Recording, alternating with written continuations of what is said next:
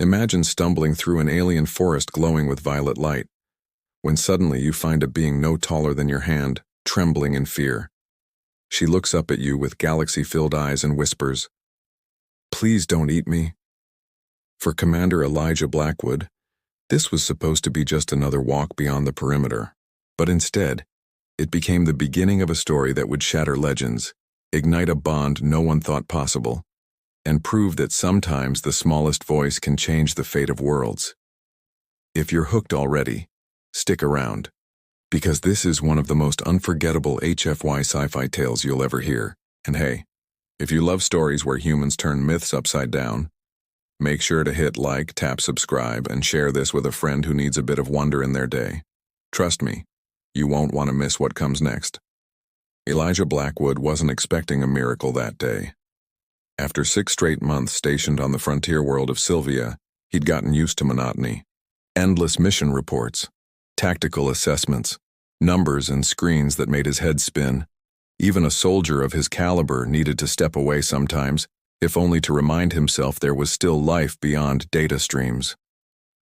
So he walked, beyond the perimeter fence, past the guards' half-joking warnings, into the glowing violet forest. The trees here pulsed faintly with inner light, as though the land itself was alive and breathing.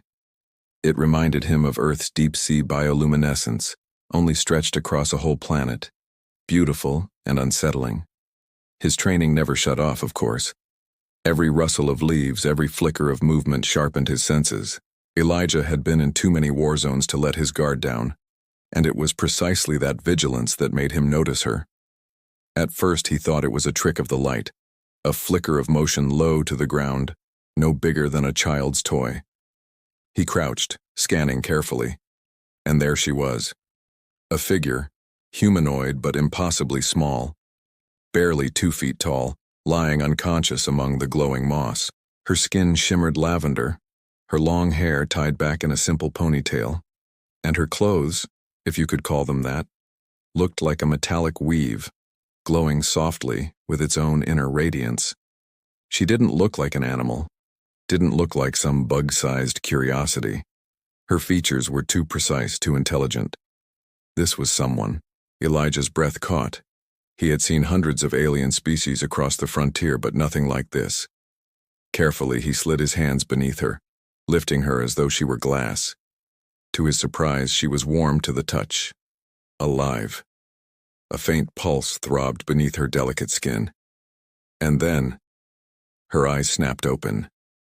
They were indescribable. Not simply blue or violet, but like swirling galaxies captured in 2 tiny orbs. For a split second, the world stilled as they locked gazes. Then she screamed, "Please don't eat me."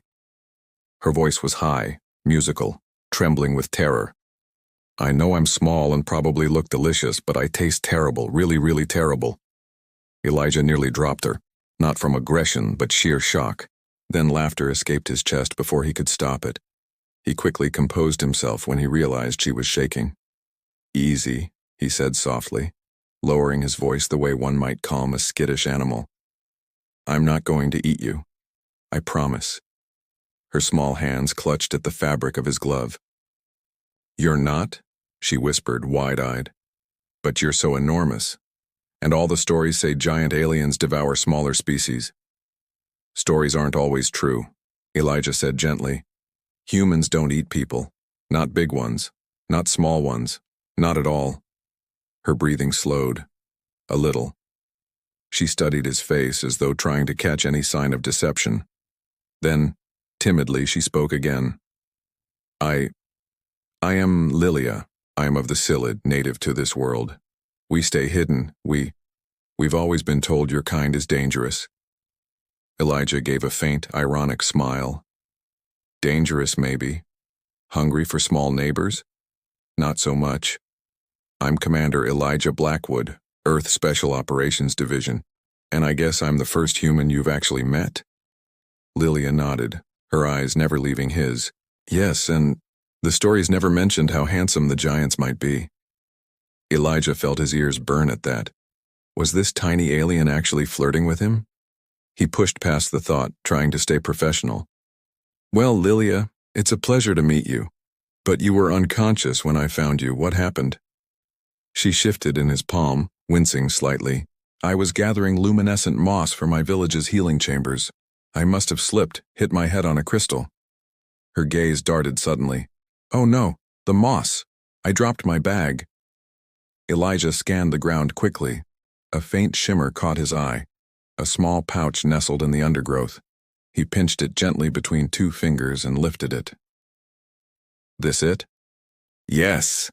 Lilia clapped her tiny hands together in relief, then she quickly tried to look composed. I mean, yes, that's it. Thank you. You should probably rest before going back, Elijah said.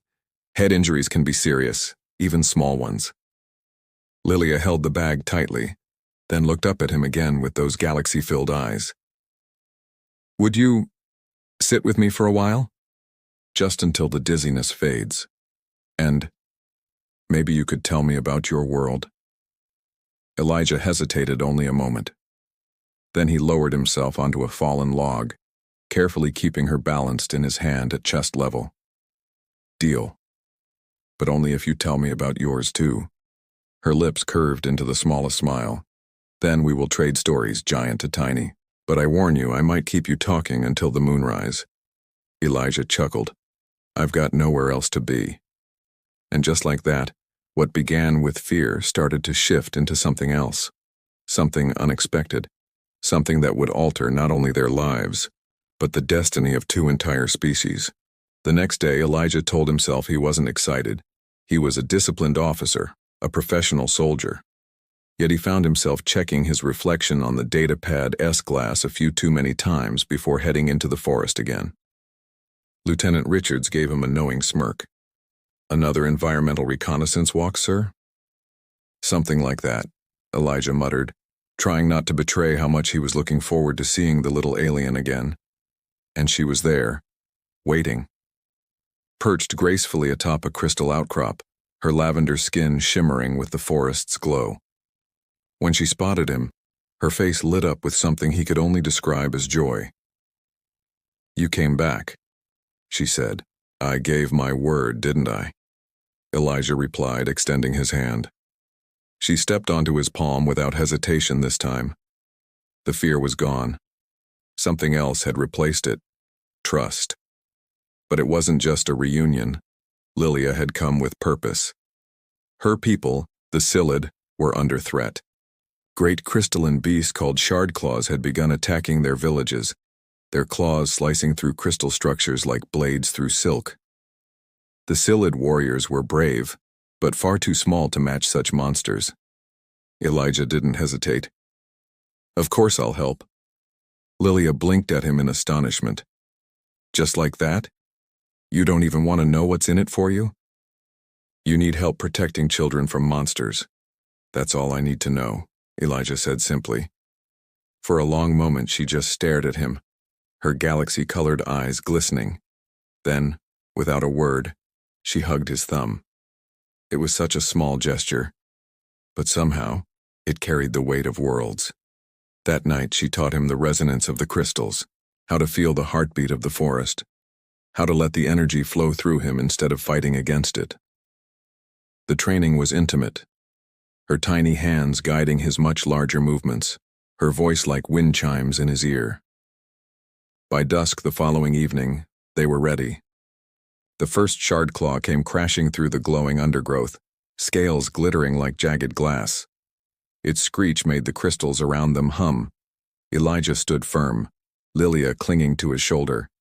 Now! She cried. Together they unleashed a surge of crystal energy.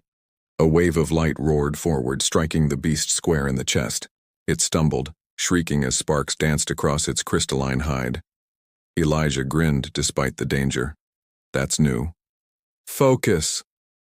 Lilia laughed breathlessly, guiding his hands. And together they fought, human muscle and alien resonance, 2 beings moving as one. By the time the last Shardclaw fell, the village was safe. The Silid had gathered, staring in awe. For the first time in generations, they had seen an outsider not as a predator, but as a protector. Yet this was only the beginning. That night, Lilia took Elijah deeper into the crystal caverns. There, in a chamber that pulsed with ancient energy, something extraordinary happened. Their resonance aligned perfectly, not just crystal to crystal, but heart to heart. Light engulfed them, and when it faded, Lilia was no longer small. She stood nearly eye to eye with Elijah, her lavender skin glowing, her eyes brighter than ever. "It worked," she whispered, marveling at her transformed body. Elijah, stunned, could only manage, "You're stunning." For the first time, they touched as equals, skin to skin, and when her lips brushed his, the chamber itself seemed to sing with resonance. But it wasn't just romance that had shifted. This transformation meant something greater. A bond once thought impossible had been forged between species. A legend had been reborn in flesh and light. The Silid elders confirmed it. This bond had a name. The Trial of Twin Flames. A challenge meant to test the deepest trust, harmony, and unity between two souls. Complete it, and the transformation would become permanent. Fail, and the connection might shatter forever. Elijah didn't hesitate. Neither did Lilia. Together they faced the trials, fighting crystal constructs side by side, merging their consciousness into one seamless dance, proving that love could be both weapon and shield. And when the trials ended, their transformation held, permanent.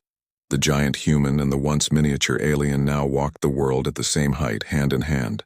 Their victory spread quickly, not just through the Silid but beyond. Rumors reached other species, sparking debates across the Galactic Council.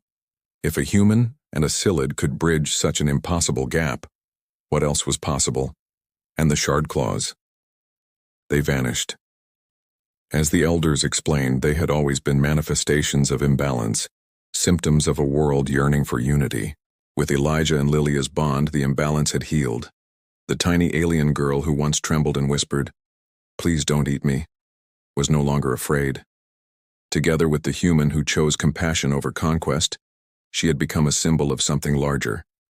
Not just survival, not just alliance, but love, transforming fear into flame and flame into legend. And that is how a chance encounter in a glowing forest turned into a story that rewrote legends. A miniature alien who once thought she'd be devoured, and a human who proved instead that humanity's true power isn't just strength, it's heart.